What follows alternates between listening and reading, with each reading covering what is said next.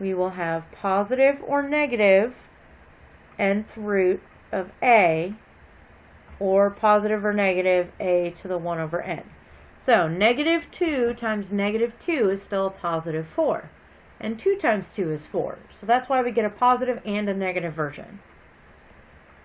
Now, if n is odd and it's negative, then we have one real nth root, because a negative number times itself an odd number of times is going to be a negative number.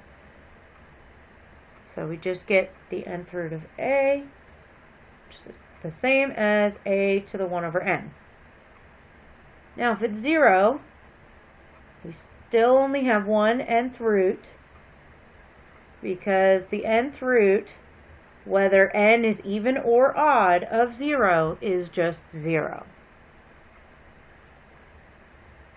And then if it's odd, we only have the positive nth root, so it's going to be a positive nth root of a, or a to the 1 over n.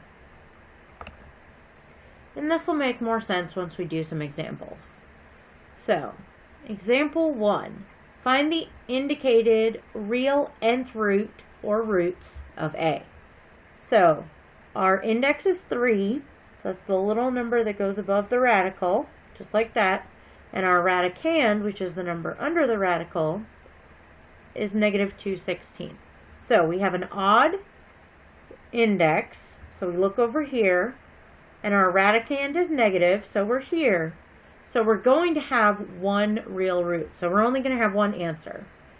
And that answer is going to be negative 6.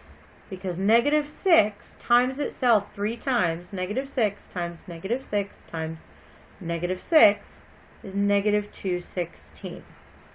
If you don't believe me, you can use your calculator to check this. And then to put this into your calculator with our TIs, you're going to hit the math button. And then I think it's number 4 is the cubed root button. So you'll go ahead and do that. And then you'll type in negative 16 just like normal. Okay, and then our index on part B here is 4. And our radicand is 81. So we have to think about what times itself 4 times is going to be 81. And if we plug this into our calculator, we have to use 5 this time. And that's the one that has an x and then a radical. And we put a 4 in here. So then we have, our calculator tells us the answer is 3. But this is an even number, so we look up here. An even number with a positive radicand has 2 real roots. We only got one answer. So the other answer is negative 3. So this one is positive or negative 3.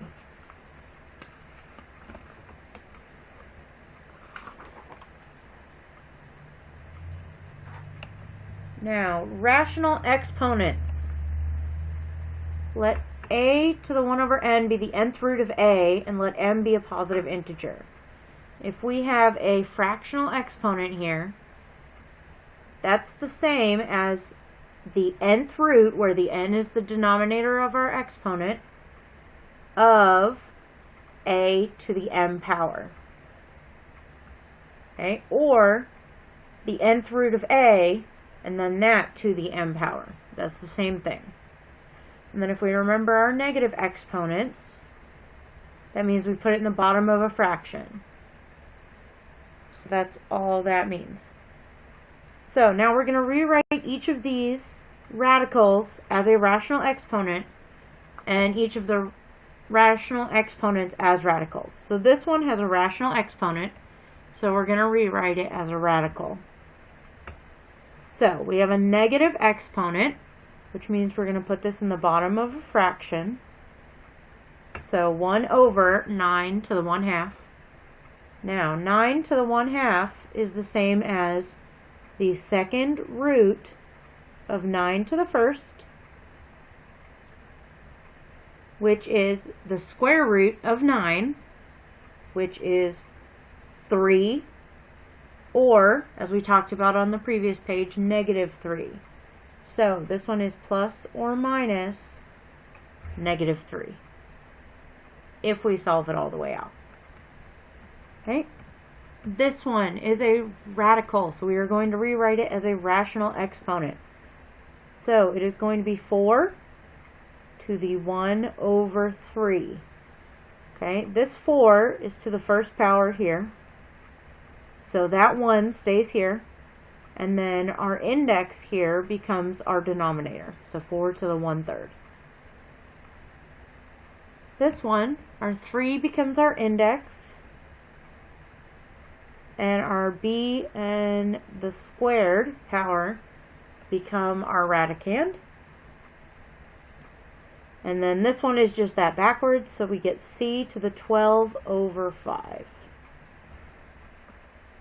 Now, for these, we're going to evaluate. So, I know that this is the same as the square root of 16 to the 3rd. Okay, now the square root of 16 is 4 to the 3rd power is 64. Okay.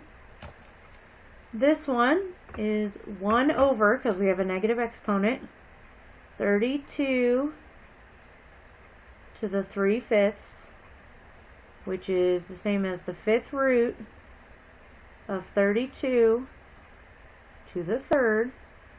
Now, the 5th root of 32 is 2.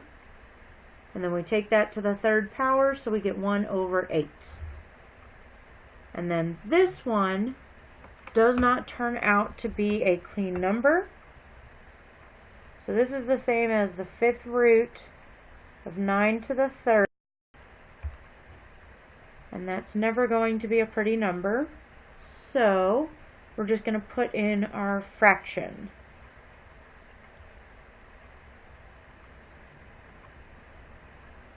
So 9 to the 3 over 5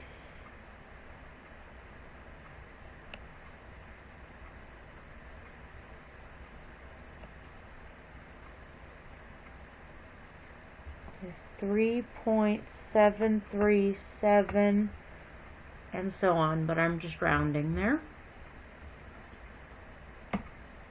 And then for example 4 here, we're going to solve the equation. So we're trying to get x by itself.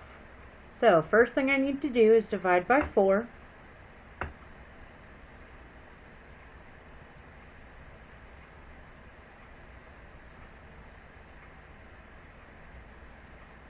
By 4 is 32. So I get x to the 5th equals 32. Now, to get rid of this exponent, I have to take the 5th root to get rid of this 5 here. So these will cancel. We take the 5th root of 32. The index is odd, so we will only get one answer, and that answer is 2. Okay, now this one I have parentheses, so I have to get rid of my exponent first. So my exponent is a 4, so I'm going to take the 4th root, so this cancels here. The 4th root of 21 doesn't come out pretty, so I'm going to have positive or negative because my index is even, 21, and then I have to add 3 over, so I get x equals 3 plus or minus the 4th root of 21. So I have 2 answers on that one, but only one answer on this one because this one's odd and this one is even indices.